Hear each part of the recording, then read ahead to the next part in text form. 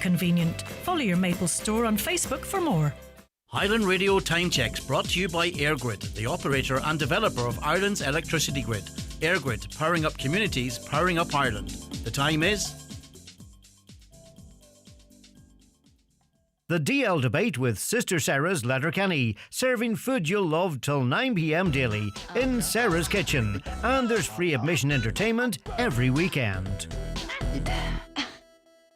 Welcome one and all to the DL debate. Falcha Gatinya, go G and DL debate. I miss you, Brendan, O'Devna and Shop. Everybody, welcome to the show this evening on this Monday night. Coming up later on the show, we're going to hear from Glen Maharab manager, the legend that is Rory Kavanagh, after his side's opening day victory over Banagher in the Derry Championship. I caught up with Rory earlier in the day. We're going to play an interview from him. Then we are going to review week 2 of the club championship here in Donegal and all the major talking points around it. But of course, the big talking point at the weekend was a few lads they're kind of from Mayo, aren't they? Charlestown. I'll put you on. Charlestown, is it? I think it is Charlestown from, isn't it? County Mayo.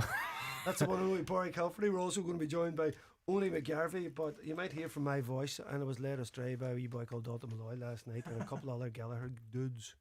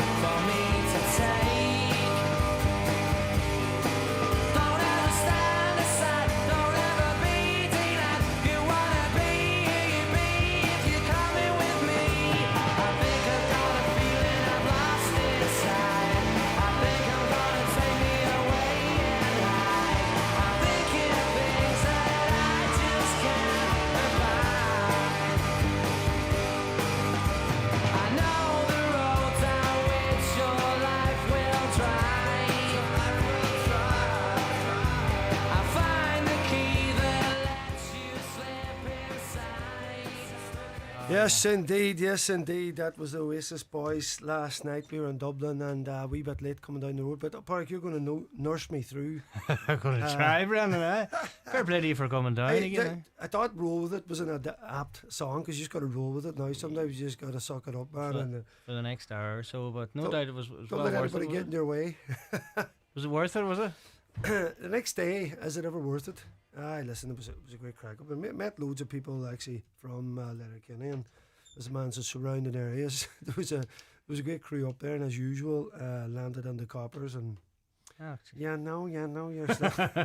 Well, come here. I suppose when you were away, we were looking after the house, and obviously the Donegal Senior Football Championship, big focal point over the weekend, Brennan. And I suppose you want to start. We have to start with the Termin man.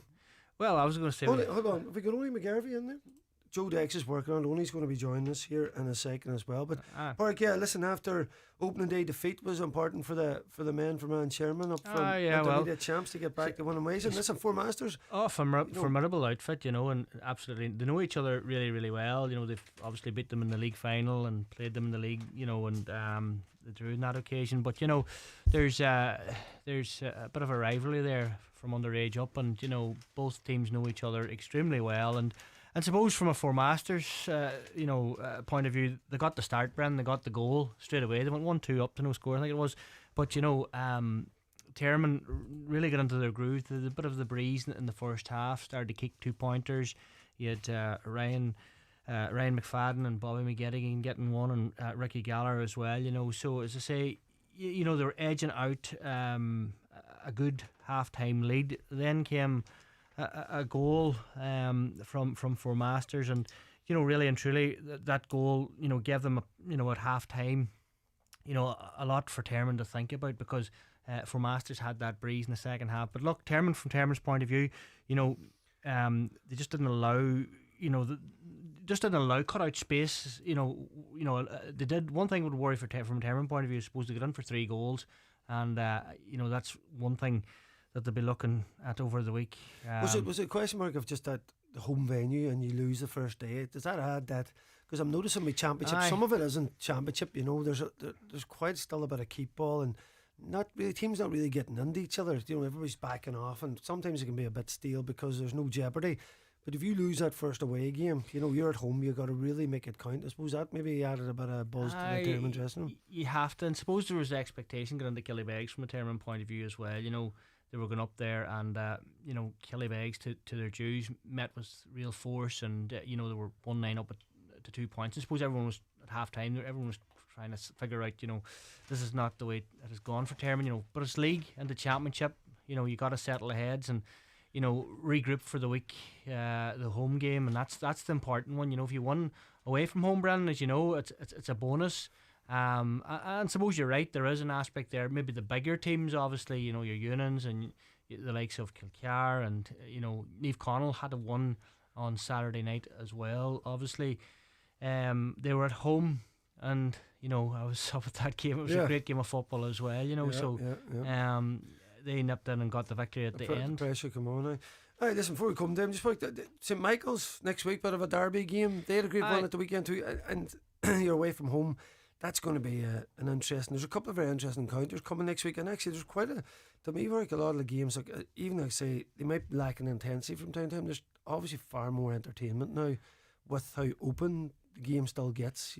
Absolutely, Brian. You hit the nail on the head. Like I was up in Davy Brennan Memorial Park on Saturday night, and the atmosphere was brilliant. There was a huge Ardra crowd there, and they were really, really up for taking a scalp. And the game was, when you're commentating on a game, or when you're getting excited yourself, the crowd must be getting excited. There's scores coming, a lot more scores, a lot more goal opportunities as well. And suppose as you look across the scores throughout the weekend, 127 for St Michael's to Glenfinn's 112. Like last year, 112 would have won you a game. Could have won you 2. Yeah.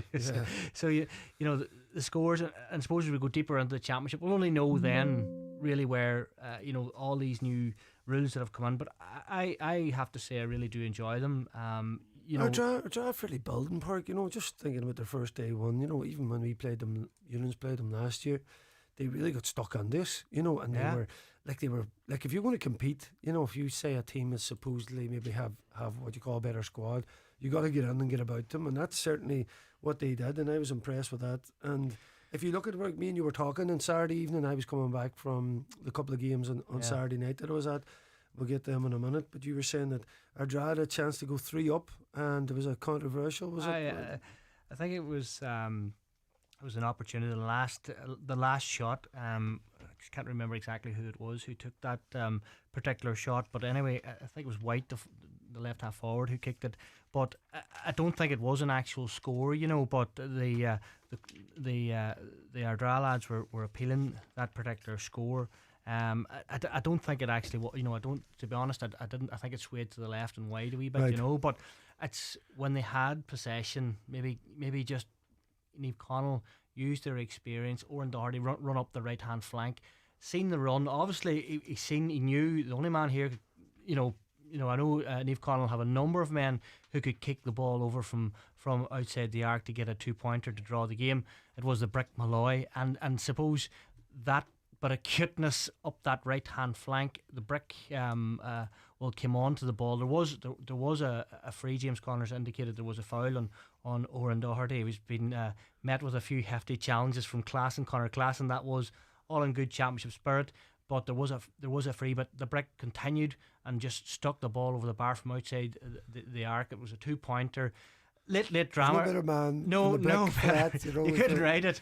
But he's got that kick. He's got one of those big long range kicks now, which is a danger. And listen, if Brick, I'm not sure what age he is. He's going a long time now, Brick. But someone like him, you would keep him on board just for that 2-point threat, even if he needed coming down the tracks. Because as you said to him, if he comes out around the back of the group and you don't go tight to him, he gets that left foot wheeling. He can put it from distance. It was the run, Brennan, that was made by Oran Doherty, but it was the actual it was the cuteness. Brick stood out on the right hand side for as long as he possibly could. Then he made that run, and then obviously stuck it over the bar. But you know, our CJ Malloy going well. CJ Malloy 1-6-1-7, just a menace and direct ball in, and it just shows you, you know, how defences are going to have to curtail big men in the full forward line. And CJ was an absolute handful from an Eve Connell point of view. The Jason Campbell in there, you know, trying to tussle with them, but again, big man, long ball in over the top. He was out in front the majority of the time, you know, and. Look, again, Brennan is bringing that long ball aspect back into play. You wouldn't have given that ball last year. You wouldn't have risked it. But you're just coming back to that point about Ardra, the aggression of Ardra. And there was one particular instant of it was Paddy McGrath was back in his own half-back line. And it was in the second half, obviously.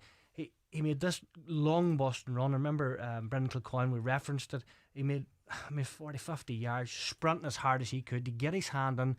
Ardra turned the ball over, and I think they got a score off it, and the crowd just lifted around you. So it was, you know, it was back to proper championship football, you know. Yeah, great. So and the great derby, and is it great to see Ardra coming back competing again. We'll just have a wee bit of trouble linking up only with Garvey, folks, so I'm just going to take a quick break. We'll hopefully get him online here. Me and Pauric will be back to wrap up the rest of the games. The DL Debate with Sister Sara's Letterkenny, serving food you'll love till 9 p.m. daily in Sara's Kitchen. And there's free admission entertainment every weekend.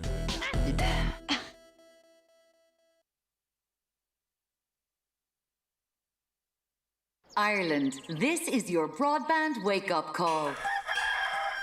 Over 275,000 people are waking up to Vodafone fibre broadband, now for just €25 a month. So stop snoozing on award-winning broadband. Switching is easy at Vodafone.ie. Subject to eligibility, signing up to our €40 per month broadband package, €15 discount applied for first 6 months, an annual price increase of $3.50 each April. 24-month contract applies. For terms, see Vodafone.ie. It may not be happening in our country. It may not be our crisis, our hunger, but our history, our scars, our sense of justice reminds us at Concern Worldwide that extreme poverty, wherever it is our concern. Visit concern.net. I'm at Dublin Airport Terminal 1 doing a survey. Oh, here's someone. Excuse me, do you mind if I ask you a question? How far did you have to park from the airport? Oh, that far. Did you know that if you'd taken an expressway coach, it would have been super comfy and so easy to book, and it would have dropped you right here at the door? Oh, you didn't. Oh well, next time. Bye. If you're going to Dublin Airport, book online at expressway.ie and get right to the door. Don't go the car way, go expressway. Way better. Indulge yourself with friends or a loved one at the Spa at Orchids at the Holyrood Hotel in Bundoran. A midweek or weekend spa break is the perfect way to escape from life for a while. Take a leisurely walk along the Atlantic coast. Enjoy a dip in our private pool, a plunge in our Canadian hot tub, and treatments of your choice before dining in one of the Holyrood Hotel's acclaimed restaurants. The Spa at Orchids. Book now at holyroodhotel.com. Craving that summer feeling? Sip your way into sunshine with Lipton iced tea. Lipton Taste Summer Feeling. It's deliciously refreshing and uplifting. So go on, turn the volume up and taste that summer feeling. Lipton iced tea. Tea changes everything. The DL Debate with Sister Sara's Letterkenny, serving food you'll love till 9 p.m. daily in Sara's Kitchen. And there's free admission entertainment every weekend. Yes, folks, welcome back to the DL Debate. This is myself and Pauric Hilferty here. We're being produced by Joe Dex as ever. We have a couple of wee gremlins in the system.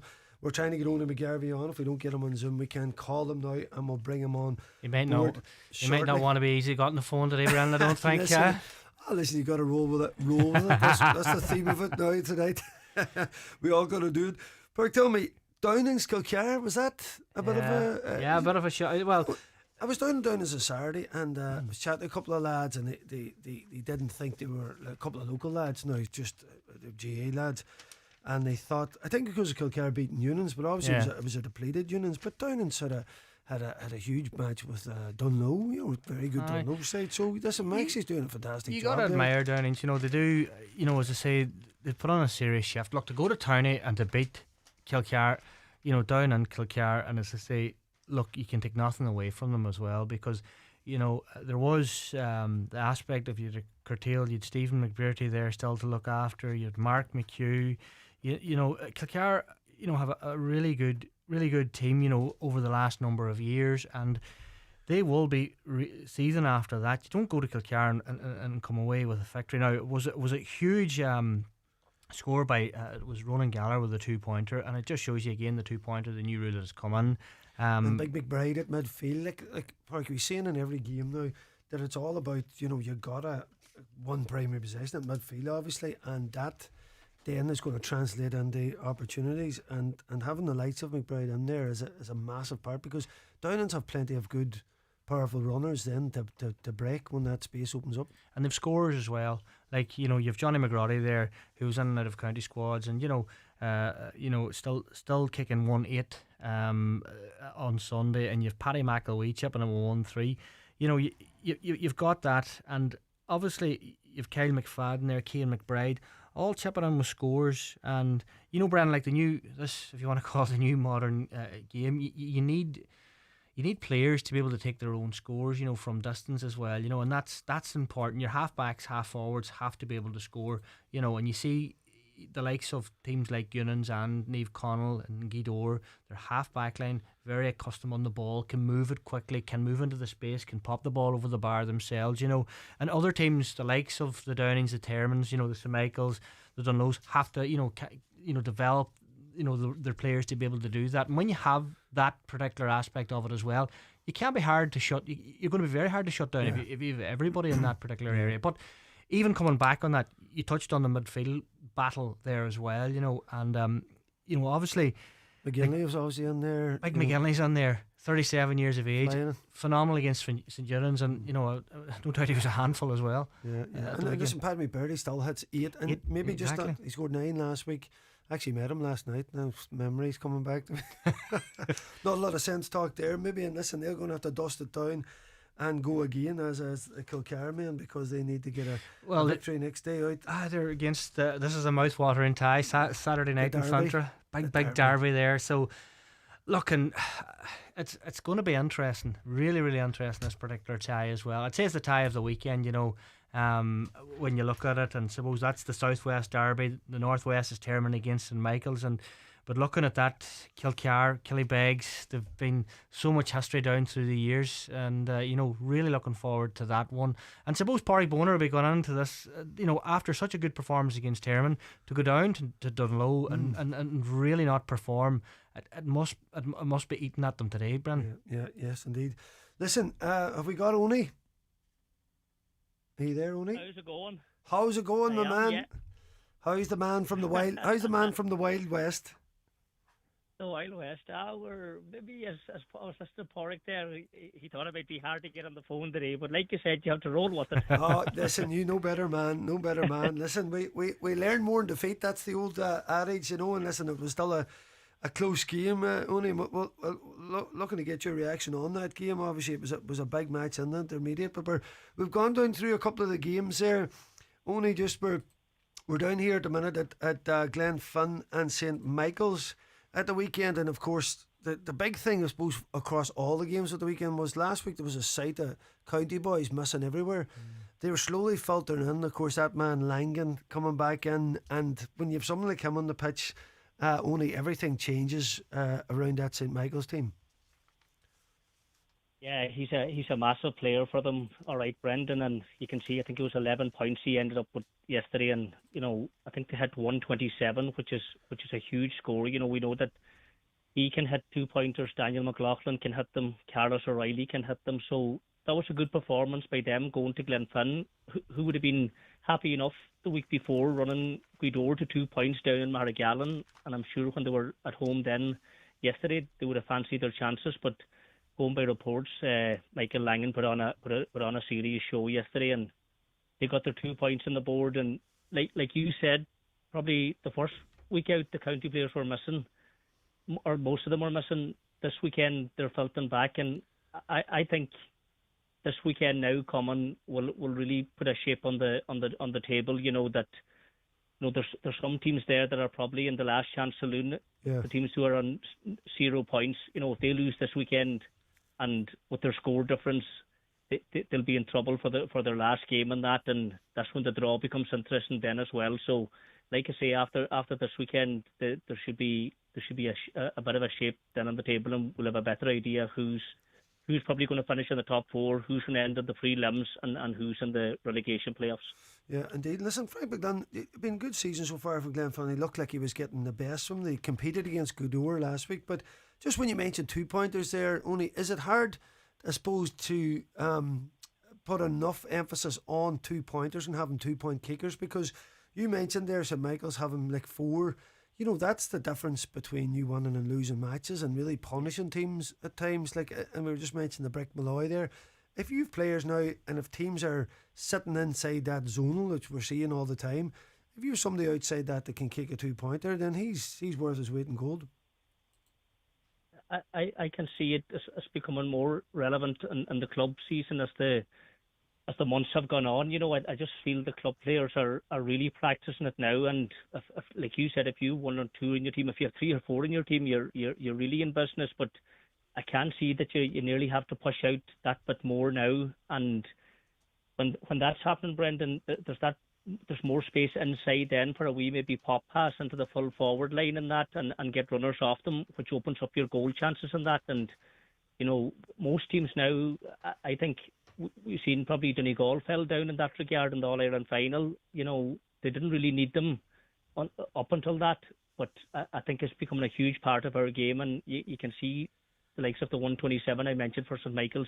Like that's a huge score to put up, and the weather was good this weekend and that, and I think it's a huge asset now if you have 3 or 4 on your team that's able to have 2-pointers. You can stretch the game out. You can put up an 8 or a 10-point lead in 5, 6, 7, 8 minutes. Yes, indeed. Great stuff. And the game, I was down to 2 games on Saturday there before I took myself off to Oasis, and one of them was St Knowles, who hosted Goodore. After the match, I caught up with their manager, Ronan McNeish. Ronan, very impressive performance from Goodore away from home, backing up the one against Glenfern last week. He came out on top against St Knowles. I suppose the big thing was you started with a breeze, and you made that pay. You were very ruthless in front of the goals, kicking a few 2-pointers, built up a big lead at half time. Yeah, Knowles actually won the toss, and they decided to go against the breeze, so we knew we had to get some sort of score up, because we saw from the reserve game that breeze was tough to score into. So I think we went in at half time then, was it 10 points up or something, so that was very important to have that lead. It just gives you a belief then in the second half that you've something to hold on to, and you've got the scores that you needed to get with the win. So just a matter then of seeing out the second half, which we did very well. Yeah, and you identified, obviously you were at the game last week, you identified the threat of Mogan. You put Gillespie on them in terms of a man marker, and it really did nullify him at times. And I suppose that's when you have that strength of player in terms of being able to go after a man marker, it's a difficult thing that if you're going to concede something, and maybe from their side should McCullough went to Harkin, but listen, that wasn't down to you, but certainly you got your matchups right in terms of nullifying their threats. Yeah, we were at the game last week, and Mogan, he's a fantastic player, and he just dictated the whole game for them from start to finish, out around on the outside, and sometimes breaking through and kicking points. So we just put a player on him, Michael Rorty on him, and in fairness, Rorty, he's got the conditioning and the strength to go with any county players, in fairness to him. So he did that job today, and he did it. He got a yellow card earlier on, so he was a wee bit on the back foot there, but he kept his discipline very well. So and after that then I suppose Griffin wasn't playing too, so there's another scoring threat gone on them. So we were happy with how things went from there on. Yeah. And certainly, having the likes of McGill Regis to come in, Dara Boyle, you had a great bench coming in, really building up a serious squad there, and players pretty much injury free now. You must be happy now after the first 2 games going into this third match at home. Yeah, we're very happy. Last year and the year before, we lost one of our first 2 games both times, so this is the first time in my 3 years we've won 2 out of 2. So we'll be targeting trying to get that top 4 finish, and maybe getting a weekend off if possible. A lot depends on the draw, obviously, but the squad's come along good. Lots of players got lots of game time over the last 2 years, and some of the players who were in and out last year are starting this year, so it's great to see. And we got Donegal and Dara back kind of during the week there, and to be able to bring them on in the second half to see out the game is huge, and gives a big lift to the other lads. But look, the lads that were starting today aren't giving up their jersey too easily either, so there'll be a few headaches and a few decisions to be made next week. Yeah, and Martin Regan's quoted last week as saying about the new rules have evened up the game a lot. What have you made of it? The wee bros in there, you know, in terms of how players like him would have been stifled. Do you see a freedom now for a lot of the better players out there to maybe have that wee bit more room to go and express themselves? Yeah, look, the rules are great. Like you just see it in the scoreboard. The scores are bigger throughout the league there, and what it means is, like last year you could have went out and man marked 3 danger men or whatever because you had another 11 or 12 men to play your zonal defence, whereas this year you can't do that. You can maybe man mark 1 or 2 max, and so it's great for other players then, to those players you want on the ball and kicking scores and taking men on, that they're getting the chance to do that. So now we're happy. Like it does make games are never over, and it does create more of a level playing field in that regard. Even when your favourites, like today, we knew in the second half they got a few 2-pointers, they wouldn't be long getting back into the game. So it just gives the supporters as well something to cling on to at all times, I think, with the 2-pointers. So no, the new rules are good, and we're liking them. Yes, indeed. Gavin Mulroney hitting those 2-pointers. He was their top scorer, or Sean Patton's number 2 at Donegal, and maybe that says a bit about St. Knowles. Of course, they were in the last 2 relegation playoffs, and they're kind of staring at potentially down again there. Just on that, Pauric, Finn Coyle was everywhere. Brilliant game that he had. He was up there for man of the match along with Ethan Harkin again, you know, hitting 2-pointers. I mean, just mentioned there Michael Rorty. I had that many names going through my head there because there was a bit of a mix-up on team sheets and that. Oh, it was a bit of a panic Saturday there. But Michael Rorty's performance, he scored 2 points as well. And sometimes I suppose, you know, you look at probably Ethan and Finnan, and there was a lot of good players in there. But when you look at Rorty taking out Mogan in terms of stopping his influence on the game, you could arguably say that he was Goodor's most important player. You know, it's the biggest job. You know, when you're going up against St. Knowles, is how are you going to stop Patter Mogan? Like, you know, the runs from Patter, we know how athletically fit and fast he is, and a couple of weeks off he would be fairly refreshed, you know, and that's a dangerous individual to try and curtail. You know, he did really well, scored 2 points off the back of that as well, found a bit of space. And Michael Rorty, you know, he's always, whenever Michael Rorty, listen, that type of thing, Pauric, when we looked at it and we talked so much about Paddy Clifford and that, you know, if you have a dictating playmaker, you can't let him rule it. And McNeil's obviously identified that the week before. He was the main man, and you know they took it to 4 masters, particularly in the second half.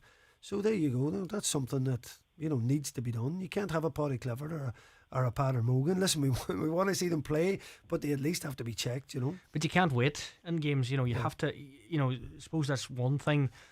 Do you sit and maybe not change up your zonal defence or push out on a individual player? And suppose that's where a little bit of experience there from the management comes. The spot that they see those situations, those players that are maybe dominating the game before, you know, they have an opportunity to watch.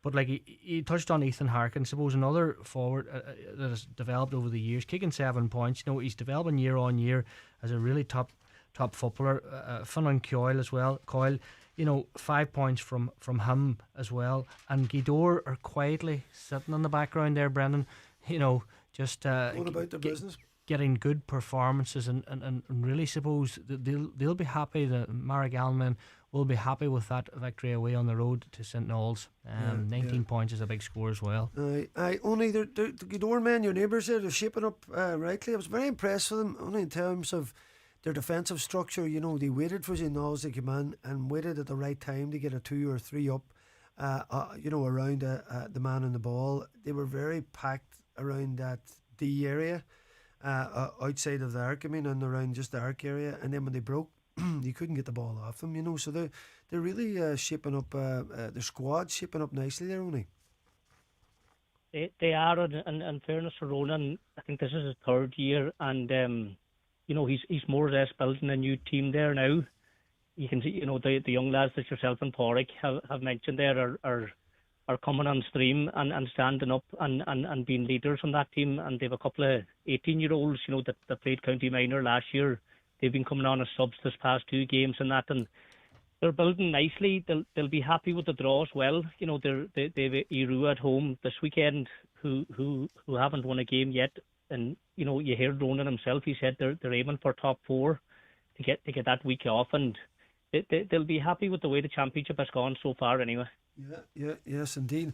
Now, mate, another team that's building nicely is the men from the Glen. McCool's at the weekend. Hey, there's so many teams where I guess everybody's having a real cut. And that's what I was mentioning Martin Regan's point about the rules of anything. We thought it could expose teams, but it looks like it's actually evened out the game more. And teams like McCool's are playing brilliant football, and so are Glen's World. Well, can you catch one of the big three? That's the question. Can Glen Swally, no doubt about it, they'll be very, very happy after. Like Gary came on, I think it was Dermot was interviewing him, he said in the interview 11 points down.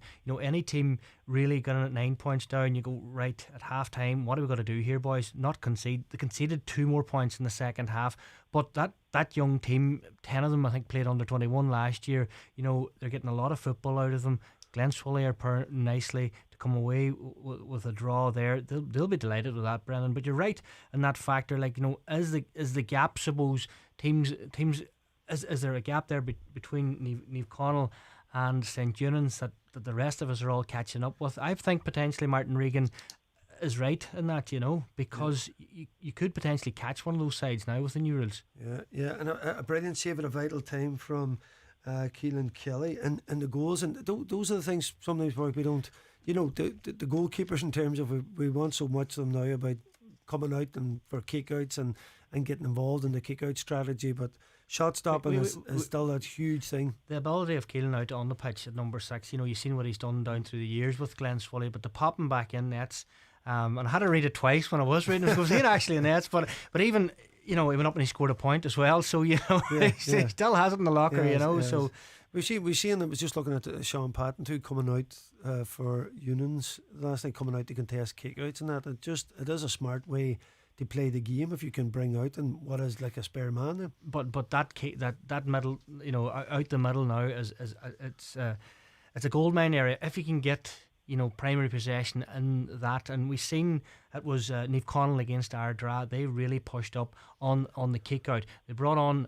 Kieran Galler. They also brought on Leo McClune at that stage to really try and nullify that kick out. And Charles McGuinness came on. So that's 3 big men that came on just after half time, really to deal with the threat of the kick out. And if you have that luxury as well, Brendan, of having tall players in around that area, you can really turn the screw. And then, as you indicated, bringing up the goalkeeper. I haven't seen that yet from a club side, but looking forward to seeing Sean getting out. Yeah, it was a big one. Your men across the road there, Dunlow, only goals was the killer there against Killybegs after a good performance with Killybegs in the opening day. They were down with a bit of hopes, but are Dunlow shaping up again? Only could they come back and potentially go all the way? I think they're aiming for it, and I do think it'll take a very good team to beat them. To be honest, because they had a great run last year, and they got confidence from that, and they won Division 2. They won their two championship matches so far. They went down to Downings. They were down to 12 men at one stage, and they dug out a victory, which is what you want in championship days. They came back home then this weekend in Killybegs, who had a good result the first day out. I know Killybegs, maybe from what I heard, missed a couple of goal chances, but I just hear then maybe for a 10-minute spell midway through the second half, just Dunlow absolutely blitzed them and scored something like 3-3 or 3-4 in the space of 10 minutes. And they were riding Greenback this year. Probably maybe it was up front last year that was maybe their downfall a wee bit, but they were riding Greenback this year to boost them in the forward line. I know they'll probably be hoping to get minutes into Daniel Ward, before the year is out. Plus, Oisin Boner came on as a sub for them. Dara Gallagher is there. Dylan Sweeney is there. Sean McGee is playing for them this year. Defensively, they're very strong. And that's the squad again. That's the squad again we're talking about. Because you're saying in Pauric between finishers or issues or changing the game because of the athleticism now of players going up and down the pitch. You need people to come in and you need that depth. Yeah, very, very much so. And they would have identified that from last year. And, the likes of Luke Clerkin is in this year too. They have a squad, and it'll be an interesting game this weekend because we all know that Glen Swally, were sore of losing that quarter-final last year in Falcara. They have them out in the Glen. They pride themselves, out there on their home patch. So that will be a tasty game this weekend as well. But Dunloe are going well, and I do feel they will be there at the business end of things this year. Yeah, they will indeed. I would say so. Yeah, shaping up nicely, and went on a brilliant run last year. Brought so much to the championship, and it was great to see them back competing. I was down at the St Unions game after the St Noel's Guidor game, and it was a case, Pauric, of the cavalry was returning for St Unions, and that's the difference, when you've players of that quality on the pitch. And listen, it was a slow start from them. They went 6 points behind early on, but then they really rallied, and just so much pace and so much power in the attack, particularly with Niall O'Donnell back and Kieran Moore in there as well. Yeah, absolutely. And as I say, look, Conor O'Donnell coming back, probably. Aaron Deeney was back in from the Kilcara game as well. And Niall will be back as well, no doubt. Those lads. Or Niall, sorry, I said Conor there, did I? That's Croke Park. Conor Jr. Yeah. Conor Jr. Yeah, 6 points, and as I say, Niall O'Donnell tipping in with 4 as well. But look, as I say, Barry and St Eunan's do have that luxury of bringing those grade A players back, and Sean Patton. Big rumours about Sean that he was not going to be fit, but look, he seems to be fit. If he's out jumping for ball, he's all right, and that's great to see. And the Union supporters will like to see that. And no doubt, look, they had to go to Erua were at home, but St Eunan's, obviously there was a big fitness difference, you could see in it, and just the aerobic level of Union's going up and down the pitch. You could see at times, it was tough for Erua to keep with them. And listen, Owen McGeehan absolutely flying up front for them, and again the new rules, he's getting the space. But the difference in those players coming in, obviously like Aaron and Moore and Niall O'Donnell is the space that they create then. When they get the ball, they're drawing players, or they play the right pass, but they'll collect possession, but they have such an influence even over above what they'll do on the ball in terms of creating opportunities for everybody else as well.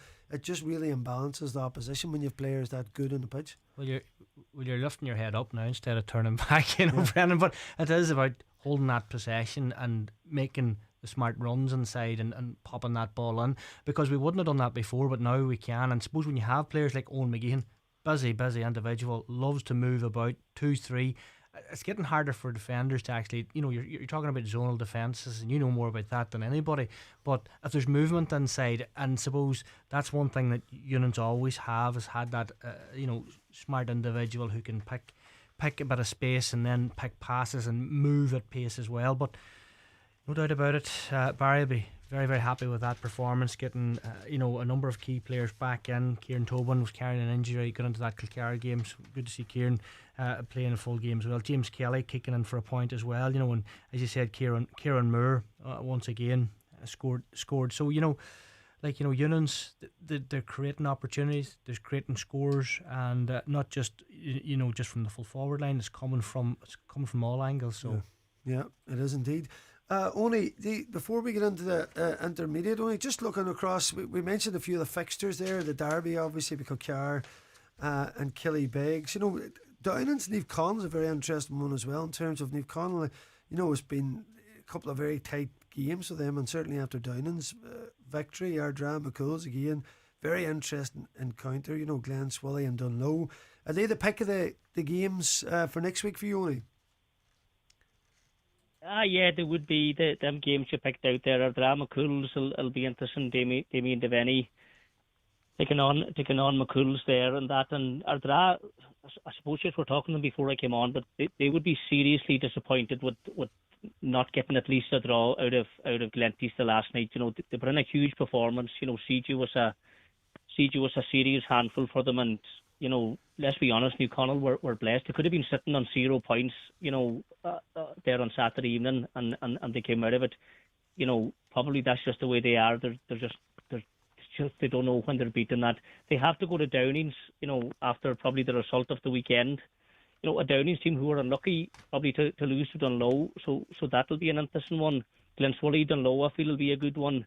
And then the two derbies, like you say, Killybegs and Kilcar, and St Michael's and Termon. And I think it's good that the games are spaced out as well, Brendan. It's not, you can get to a couple of games over the weekend and that, and I think as a reflection, the crowds are coming out. You can see it in the championship matches and that, and I think the CCC, in fairness, deserve credit and spacing the games out and giving people a chance to get round the grounds. Yeah, listen, it was lovely actually Saturday evening.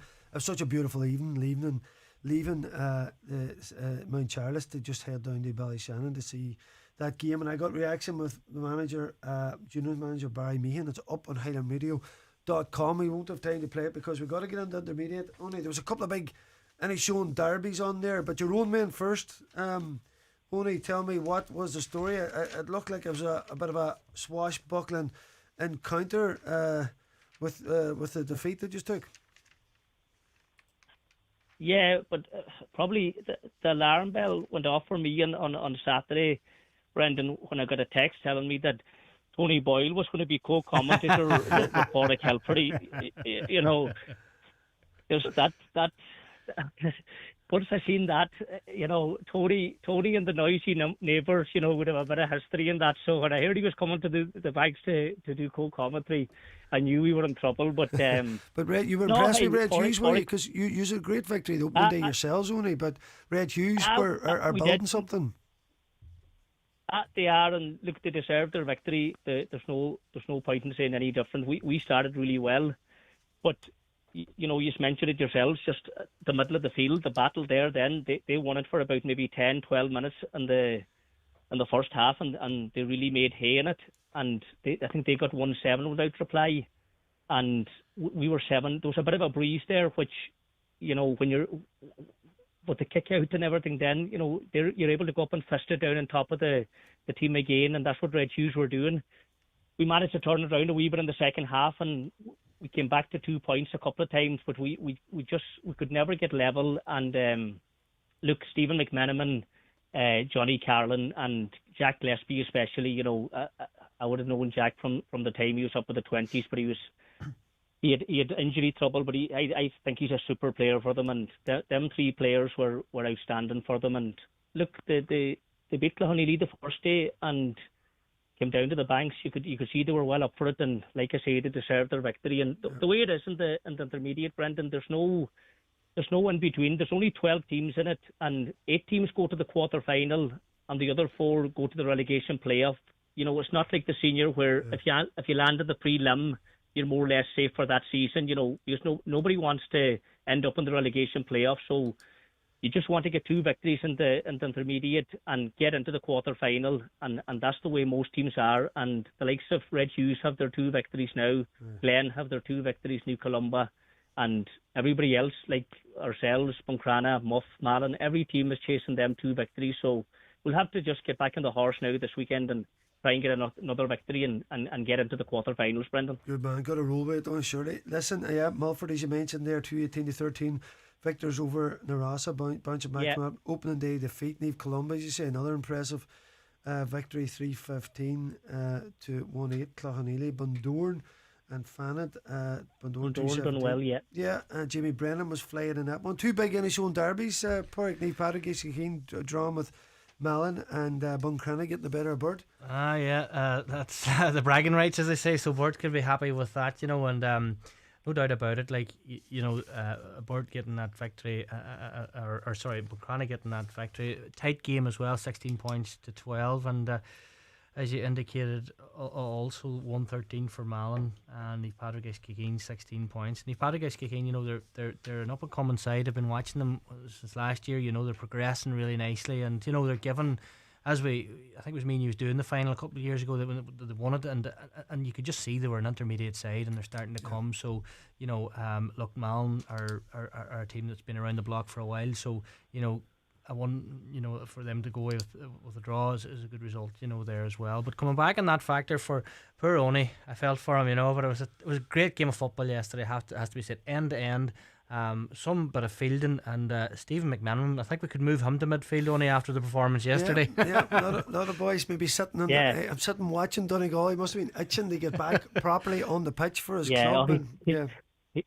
He definitely was yesterday. Now he played really, really well for them and that, and really drove them on. And he went off. Then he got a black card for 10 minutes. But they still done well without them, Pauric. You know, we weren't able, as I say, to close that gap. We could never get level. You couldn't get level, but again, only I would say towards the business end of the Intermediate Championship, Nivora, they'll not be far away. They'll not be. Only he'll find a way, boy. He'll find a way. Listen, that's just on the junior here. You know, Karen, a great victory, of course, last year's finalist, hitting 322 against Maville, a big victory. Letterkenny Gales beating Neve Colmkill. Convoy, the second victory, 215. Neve Breed had a victory as well. And the ladies as well, championship is ongoing. Maureen O'Donnell's going to be on next week to talk to us about that. Terman won at the weekend as well as the champions Glen Finn, and we're going to have a roundup on the ladies championship. Maville won over St Eunan's as well in the senior, and I think who else was playing in that Pauric? There was another couple of games. St Knowles beat Nivora, and there was we'll round up it all with Mo next week. But say I caught up. Not a good day. Not a good day. Sorry, Oweny, I didn't want to leave it. I didn't want to leave it on a bad note. You just put the foot on there. Sorry about that, Oweny. So I should have left that out. I'm well used to it. Oh, you're all right. Listen, Oweny, thanks so much for joining us. I have an interview coming up here with Rory Kavanagh. I was speaking to him earlier on. He's taking the Glen job, and that'll see out the show this evening. So, Joe, thanks for producing. Stay tuned as well for, of course, excellent Monday night sessions. Pauric, Hilferty, thanks for joining. Thanks so much, Brennan. Oweny Garvey, thanks so much. Appreciate your patience. We got you in at last, and we'll chat to you soon. No bother, lads. Thank you. Thank you, Oweny. Thank you. I'm here with Rory Kavanagh. Rory, there's always an interest in the Dairy Championship, but a special interest for us Donegal people, seeing as you've taken over the job of Glen Mahara and you got off to a brilliant start at the weekend, your first championship game. Yeah, Luxon, good to get up and running, Brendan. We played Banagher, so look, I suppose yesterday was the first taste of championship action, and yeah, we had a reasonably good test, like good run out. We're reasonably happy with our first half performance, even though we felt probably we left a lot behind us in terms of our shooting efficiency.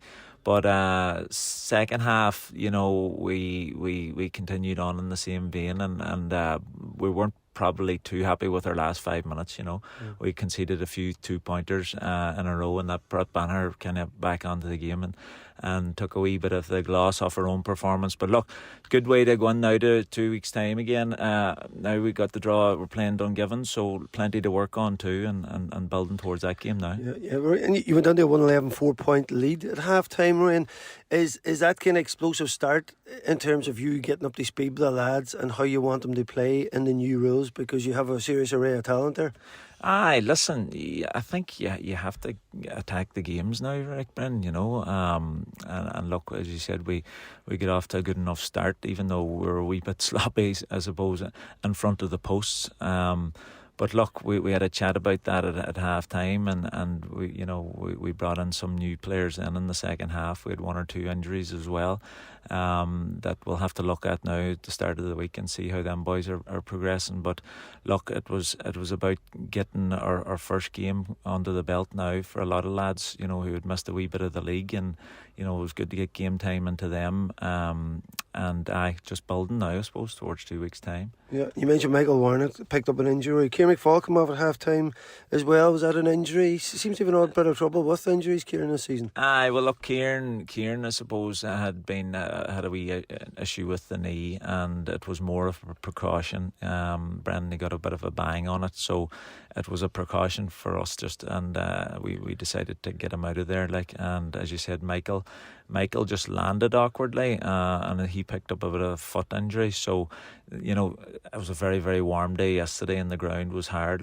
so it was just an awkward landing for Michael Warnock, and he hurt the foot. So, those two boys will just have to nurse back, hopefully, to full health now over the next 2 weeks, hopefully. Yeah. And Rory, so much to learn, because we're so used to, you were coaching unions and you know all the teams and know all the grounds and the history, but now you're in this Dairy Championship, a lot of learning to be done. Of course, as you said, Dungiven coming up, we beat last year's champions in their opening game, Newbridge.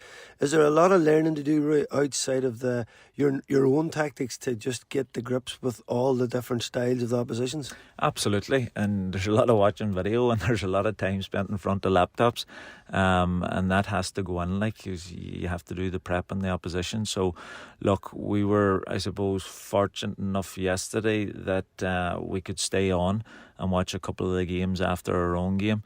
And we got a chance to have a look at Dungiven versus Newbridge, and I suppose they put in a very, very impressive performance, like against last year's county champions. And you're talking about attacking the game. They really went after it and were probably full value for, I think it was 10 or 11 points in the end, like, that they won by. So, that there's a real challenge posed now by Dungiven, like. So we'll have to have our homework done on them and be really ready, because their tails will be definitely up after that performance yesterday. Yeah. And Rory, just last question. I suppose it's hard now because of the new rule change, but do you feel any difference in Donegal, the Dairies Championship, the way it's played or how it's mapped out? Do you notice any difference around intensity or the type of play that happens? I suppose it's hard to put your finger on that one. Like, teams are going to set up differently. The thing about it is, Brendan, it's very hard to, and all teams are finding this, it's very hard to have full control over a game anymore.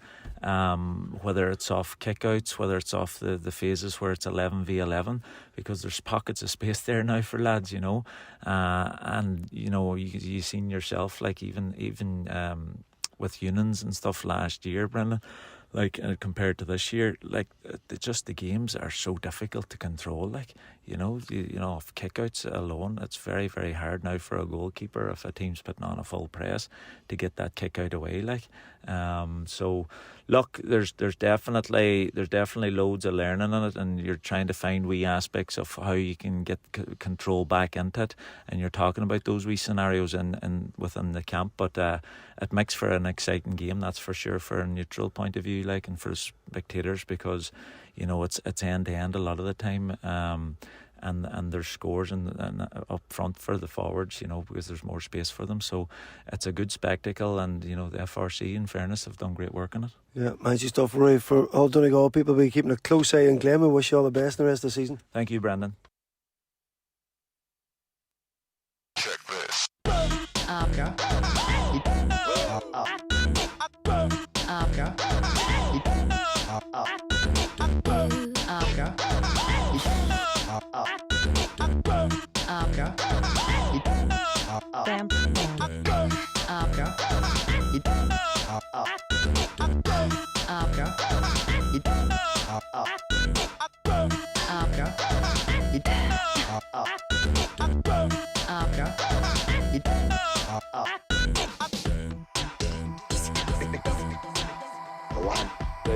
The DL Debate with Sister Sara's Letterkenny, serving food you'll love till 9 p.m. daily in Sara's Kitchen. And there's free admission entertainment every weekend.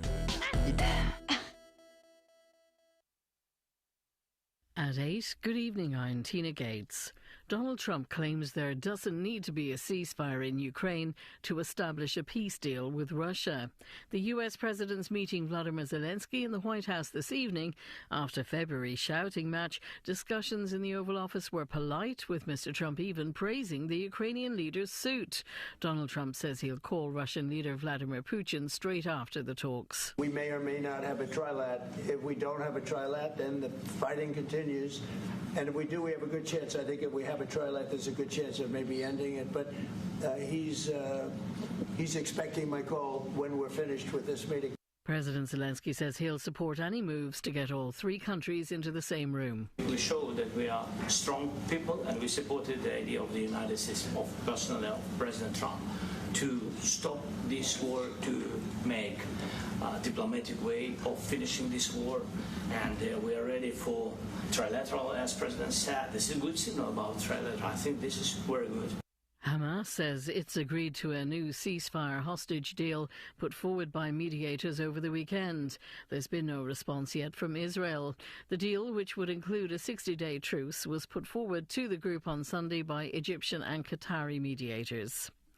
A motorcyclist has been seriously injured in a crash in County Kerry. The single vehicle collision happened at Moll's Gap in Kenmare at around 11:30 this morning.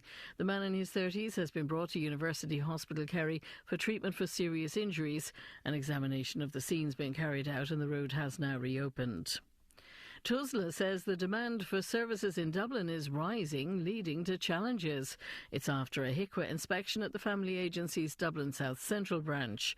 Jessica Woodlock reports. Today's HICWA report found 5 areas of non-compliance relating to staff's ability to identify threats to children, follow up on referrals and allocate social workers. Cases highlighted in the report include children being referred for reasons of sexual or physical abuse and being placed on waiting lists of between 1 and 2 years. The inspection found in most cases children experience significant delays in receiving child protection and welfare services. In a statement, TUSLA says considerable effort is being taken to address concerns. It said this Dublin branch received over 7,700 referrals in 1 year. TUSLA says the number of children awaiting a service has been reduced since the inspection took place, from 41% in February to 34% today. The first televised night of the Rose of Tralee is now underway. Women from Boston, Germany, Luxembourg, Arizona and Queensland are all among the contestants in this year's pageant. Katie Gallagher reports.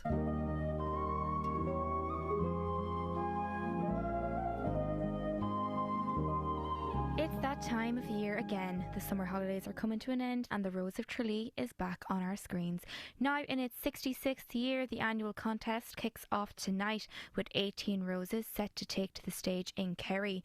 Jackie O'Shea will return as host of the live event alongside Catherine Thomas, who says it will provide some relief from what is going on in the world. Actually have this to look forward to, which is about positivity, it is about support and it is about confidence. It's actually refreshing, and it's a reminder that actually there's good things in the world as well, 32 women hailing from all parts of the globe will compete in this year's contest. Among them is Texas Rose Sara Costa, who feels the festival gives women a platform to amplify their voice. You get to represent something for 10 days, and not only that, but you get to be celebrated as a woman with Irish heritage. It's very rare that you come across something like that. Farmer, a mental health worker, a banker, a teacher and a dancer are among the other contestants this year, all hoping to be crowned. The Rose of Tralee. And that's your latest news update at 8:04.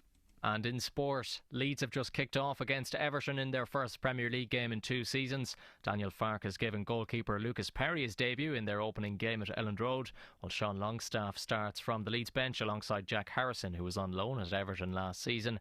Jack Grealish is named among the replacements for the Toffees, while Kieran Drewsbury Hall is named in the starting 11. Bournemouth have signed winger Ben Doak from Premier League rivals Liverpool in a deal worth up to €29 million.